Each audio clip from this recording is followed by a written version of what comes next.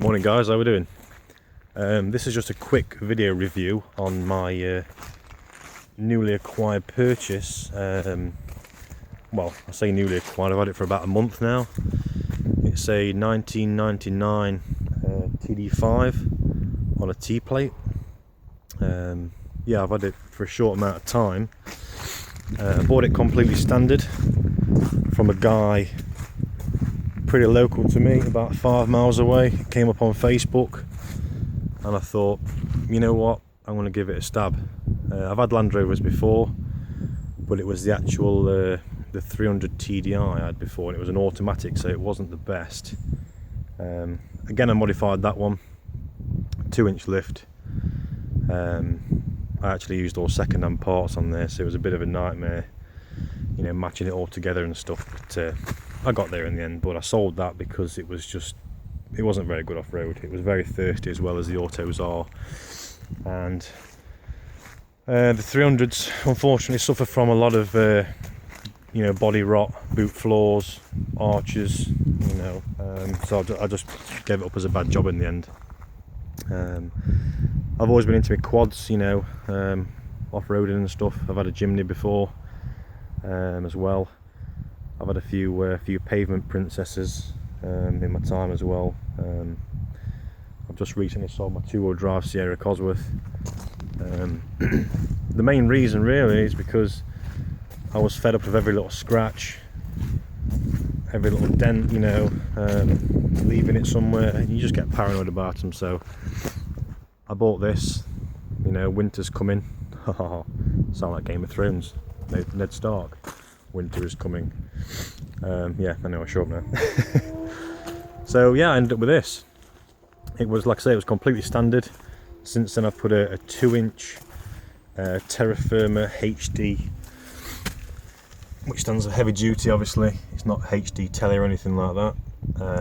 HD lift kit on there with dislocation cones, extended shocks, on the front as well. Springs and shocks, all brand new stuff.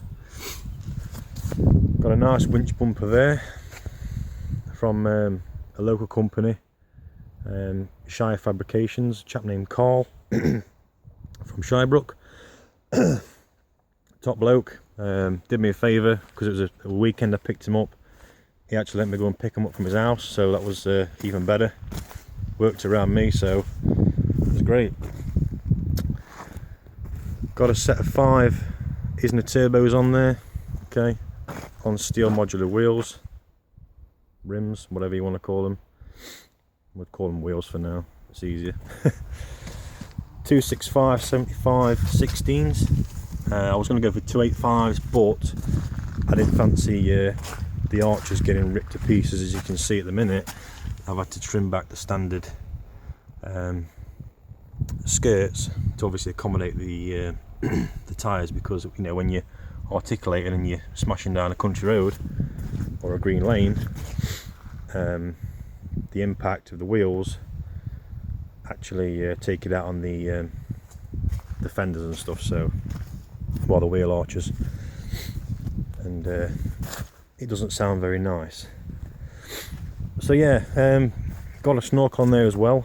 Okay, this is not the Safari snorkel. It's the cheaper version, because I didn't fancy paying the extra money for a Safari logo. I don't see the point. They all do the same job. They're all designed to just to, you know, stop water getting into the engine if you're going, you know, underwater, which I don't plan to be doing a lot of, because we all know the TD5s, they've got a lot more electronics in the 300s, and obviously everyone knows that electronics and water do not mix very well. So in the interior we've got no carpet. Now the reason why we've got no carpet is because the guy who I bought it off, or the previous owner before him or something, you know, they had a lot of dogs, and the carpets were a bit worse for wear. They smelt a lot. It was very, you know, smelly inside here, and although this is not my everyday car, I didn't want to, you know, drive around smelling like a RSPCA van, you know what I mean? So I've managed to get rid of the smell anyway, to an extent. It still does whiff a tiny bit in here, but that's what that guy's for there. Little Nutridol bottle. A lot of debris from a bit of bush bashing, trees and stuff. The thing is with the TD5 is that you've only got low and high box. Now everyone knows on the 300 TDI you have an additional pull it to the left and you've got diff lock. On the earlier TD5s, such as this one, on the gearbox, excuse me, sorry, not the gearbox, the transfer box, you have the gubbins already there. You just need to get the linkage from the, obviously the centre console down through the transmission tunnel to the transfer box, plumb it all in and away you go. I've removed the standard stereo as well, because although they are Harman Kardon speakers, the standard stereo in pretty much any car from the 90s to early 2000s are pretty much crap. You know, you've got a tape deck in there, and who listens to tapes nowadays, you know what I mean? So, good friend of mine, Jason, you know, I had a similar stereo to me, similar stereo to this one in my previous cars, Kenwood one, Bluetooth or singing or dancing USB. As long as it can play, you know, the odd 80s tunes and stuff like that, we're all good to go. Got a boost gauge in here as well. Okay, standard boost at the minute. Having trouble to autofocus. I think I'm ready for a new phone, to be fair. Just peaks over just over 1 bar, so obviously it's standard boost at the minute. But yeah, it's done 238,000 miles, 7 owners from new, and I bought it with no service history. On a bit of a whim, you know, for the price it came up at, I thought, why not give it a go? Got there, turned the key, sweet as a nut. So you can't really say much more than that, can you?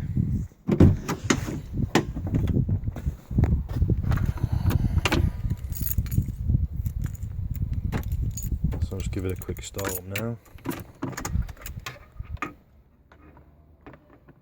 So we've got no 3 Amigos on the dashboard, okay, which is a common problem for the TD5. I'll just take it out of gear before I lose my legs. No, we're rolling down the hill. So pretty much straight away on the key, which just sounds sweet as well.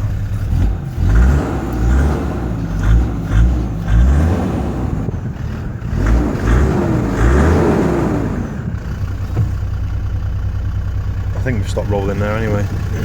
I need to get this handbrake sorted. Pretty much standard issue with any modified vehicle, we can all relate to it. You need one of these. They're usually always empty. You know, you sort of become a slave to the car, you know, no matter what it is, where you are in the world, it's the same story. I'll just flick it off for now and put it back into gear. So yeah, I'll just show you the mileage. Very dusty, you know, when you're bush bashing and stuff. 230,681 miles. Just pull the bonnet release, and we'll have a look under the bonnet.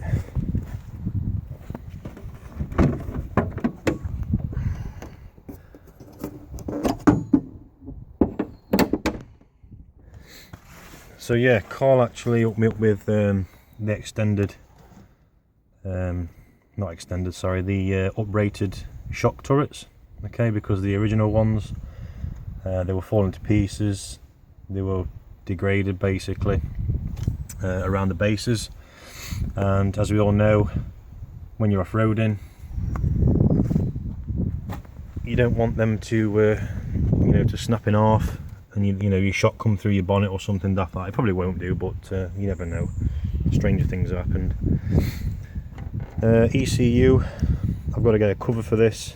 You know, stop water and rain getting in there. There should be a cover on there, but it's not there. Never has been there. So since I've owned it anyway, so I don't know what's happened there.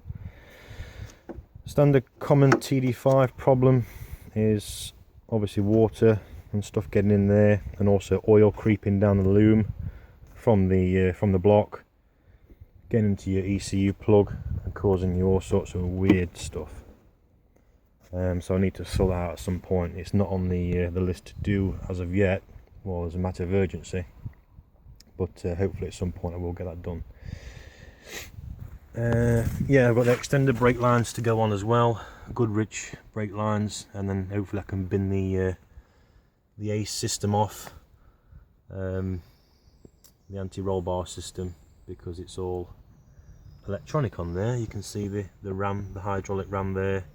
So basically it just helps the steering and stuff like that, the cornering, to give it a more responsive feel on the road. But obviously this is not an everyday vehicle, so we can get rid of that. It's all about improvements. Yeah, so put a new fuel filter on there the other week. Again, you know, as with any diesel, heavy diesel particles blocking the filters and stuff. So easy job, just unscrew it. Got a set of diff guards here.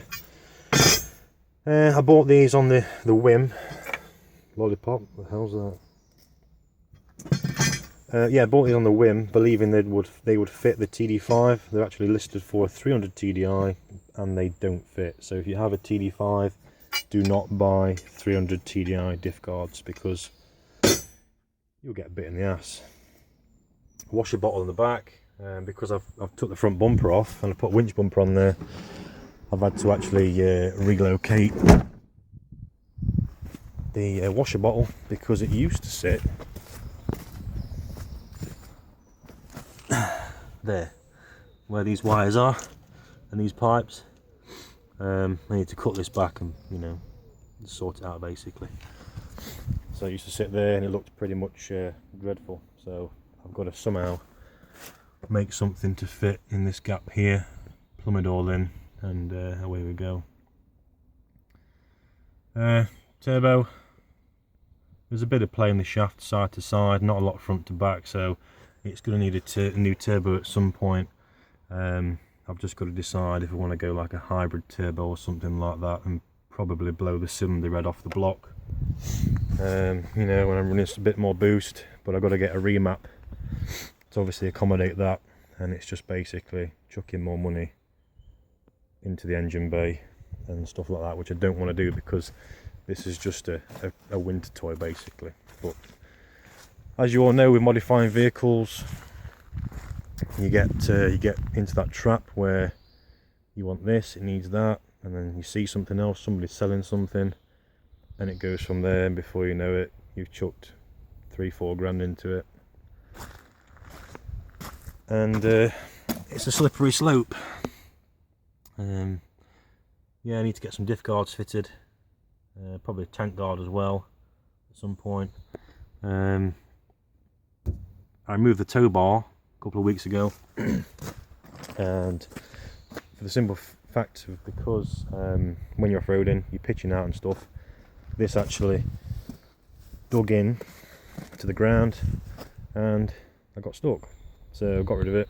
And I thought, actually, if I get stuck again, I've got no snatching point in the back, so I actually refitted it, and I need to get a winch bumper for the back at some point, or a tubular bumper. So yeah, this is basically the TD5. It's a twin sunroof model. A lot of people don't like sunroofs for the fact of, you know, if you roll it or something, but I won't be going to that extreme. And I prefer to have the sunroofs open in the summer when it's red hot.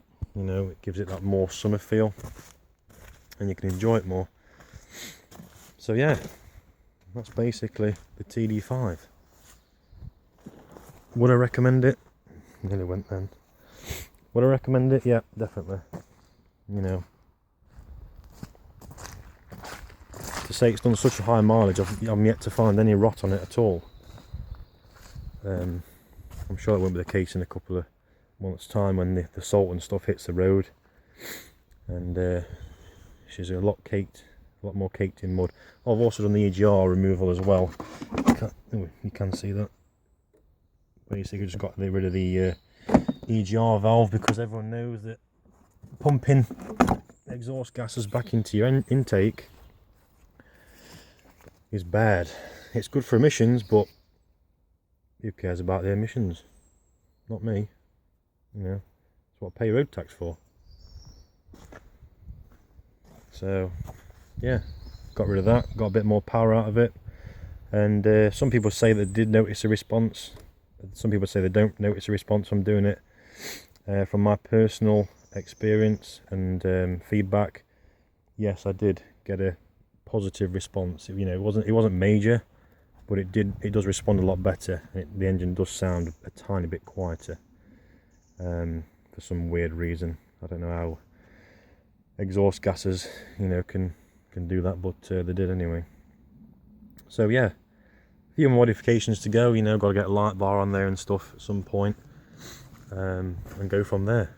But yeah, it's just a good round bit of fun, something to do at the weekend, something to have a bit of fun in. So yeah, get one. Cheers guys.